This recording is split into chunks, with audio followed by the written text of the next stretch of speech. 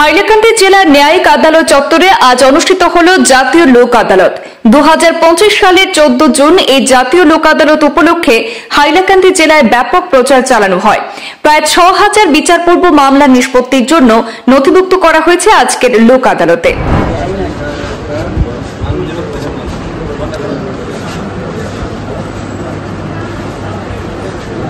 হাইলাকান্দি জেলা আইন সেবা প্রাধিকরণের উদ্যোগে আয়োজিত হয় আজকের এই লোক আদালত। সেখানে বিদ্যুৎ বিল ও ব্যাংক ঋণ পরিশোধ না করা গ্রাহকদের ঋণমুক্ত করতে এই বিশেষ শিবিরের আয়োজন করা হয়েছে। এছাড়াও মোটর দুর্ঘটনার ক্ষতিপূরণ ট্রাইব্যুনাল, এমএসিটি, আপোষযোগ্য ফৌজদারি মামলা, এনআইএ মামলা সমূহ, অভিভাবকত্ব সংক্রান্ত মামলা এইসব বিষয়ে আলোচনার মাধ্যমে এবং জরিমানার ভিত্তিতে নিষ্পত্তির চেষ্টা করা হয়। মোট 5টি বেঞ্চে এই বিচার প্রক্রিয়া পরিচালিত হয়েছে। হাইলাকান্দি আদালত চত্বরে অবস্থিত সব কোর্টে একযোগে চলে এই জাতীয় লোক আদালতের কার্যক্রম।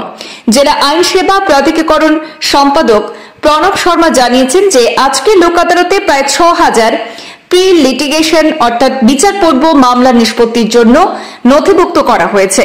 আজি ন্যাশনাল নালসাৰ তৰফৰ পৰা আয়োজন কৰা ন্যাশনাল লোক আদালত 14th জুন 2025 এই তাৰিখটো আসলে 10th মে 2025 হোৱা কথা আছিল, কিন্তু পঞ্চায়ত ইলেকশ্যনৰ কাৰণে এটো পোষ্টপোন কৰি আজি ডেটত কৰা হৈছে। কিন্তু এই সময়ছোৱাৰ মাজত বানপানীৰ কাৰণে আমাৰ যথেষ্ট ক্ষতিগ্ৰস্ত হৈছো। তথাপিও আমি আশানুৰূপ ফল পাম বুলি আশা কৰিছো, কাৰণ মানুহৰ সমাগম যথেষ্ট হৈছে। আমি ভবাতকে বেছিয়ে হৈছে, কিন্তু এতিয়া আমি টোটেল ৰিজাল্টটো গম পোৱা হোৱা নাই। 3টামান বজাত আমি গোটেই ৰিজাল্ট গম পাম যে কিমান আমাৰ ডিসপোজেল হৈছে বা হ'ব। কিন্তু আমি ভাবিছো আশানুৰূপ হিচাপে আমি সফলতা অৰ্জন কৰিম। যদিও প্ৰখৰ গৰম আৰু বানপানীৰ কাৰণে আমি কিছুটা বাধাপ্ৰাপ্ত হৈছিল, কিন্তু সেইটো হয়তো আজি ৰিজাল্টে নাইকিয়া কৰিব। গতিকে আমি আশাবাদী ন্যাশনাল লোক আদালতৰ আজিৰ দিনটোত আমি সফলতাৰে আগবাঢ়িব পাৰিম। এইটো দ্বিতীয় লোক আদালত। মাৰ্চ মাহত এটা হৈছিলে, তাৰপিছত দ্বিতীয় লোক আদালত।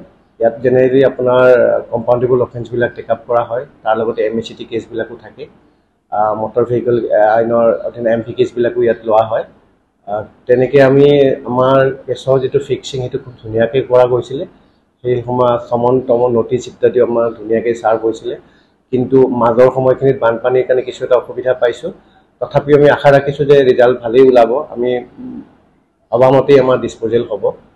কিন্তু এতিয়া আপোনাক ৰিজাল্টটো দিব পৰা যোৱা নাই, হয়তো আমি 3টামান বজাত বা শেষৰ ফালে দিব পৰা অৱস্থা পাম।